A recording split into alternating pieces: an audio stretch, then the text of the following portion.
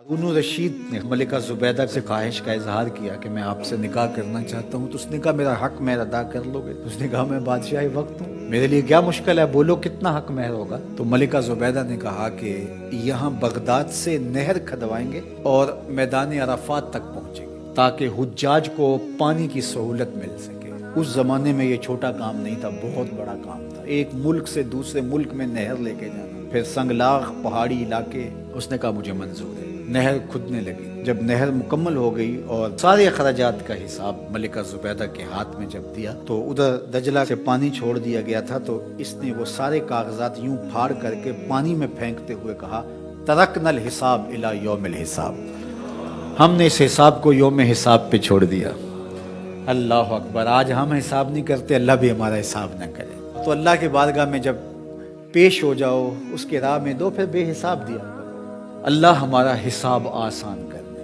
हुजूर अलैहिस्सलातु वस्सलाम जब अल्लाह के हुजूर दुआ मांगते थे तो ये दुआ भी कभी मांगते, अल्लाहुम्मा हासिबनी हिसाबन यसीरा। अल्लाह अकबर। अल्लाह के महबूब हो कि अल्लाह की बारगाह में अर्ज़ गुज़ार हैं, अल्लाह मेरा हिसाब आसान फरमाना।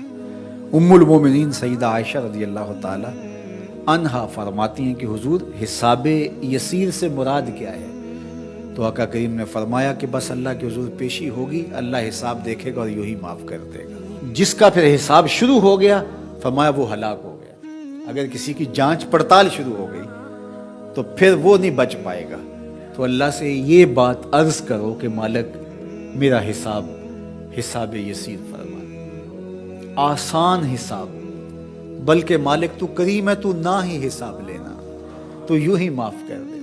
तो अल्लाह की बारगाह में जब हम कहते हैं रब्बाना आतिना फिद दुनिया हसनता व फिल आखिरत हसना, तो हसना आखिरत से मुराद होता है मालिक मेरा हिसाब आसान हो, फ़ज़ाए अकबर के दिन में अमन में रहूं, और मालिक तू जन्नत मेरा मकसूम फरमा दे।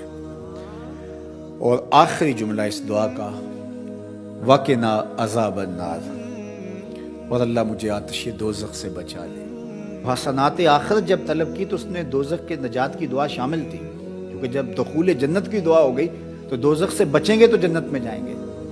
लेकिन अलग से उसका जिक्र कर दिया गया उसकी हौलनाकी की वजह से कि वक़िना अज़ाबन नार, ए अल्लाह मुझे आतिश दोज़ख से बचा ले।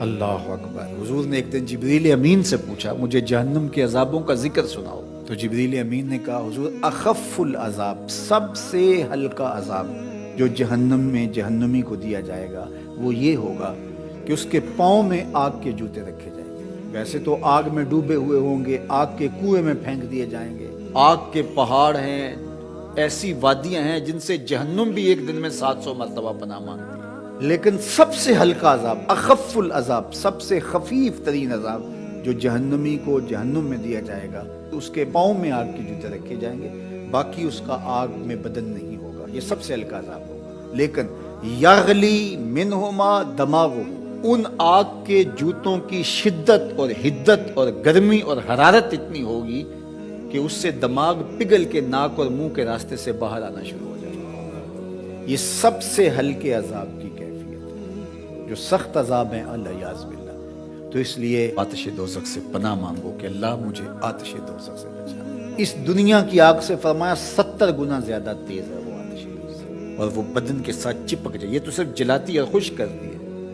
वो आग बदन के साथ, जिस्मों के साथ चिपक भी जाती है और जुदा नहीं हो पाती। तारकुल के जैसा लुक चिपक जाती है, इस तरह वो आग चिपक जाएगी बदनों के साथ। अल्लाह याज़ बिल्लाह। उसका एक अंगारा अगर पहाड़ पे रख दी जाए, दुनिया के पहाड़ों पे, तो पहाड़ पिघल जाएं। ये है उस आग की शिद्दत और उस आग की हिद्दत। जहन्नुमी को अगर जहन्नुम से निकाल कर इस दुनिया की आग में डाला जाए तो उसको नींद आ जाए, वो आग इतनी सख्त हो।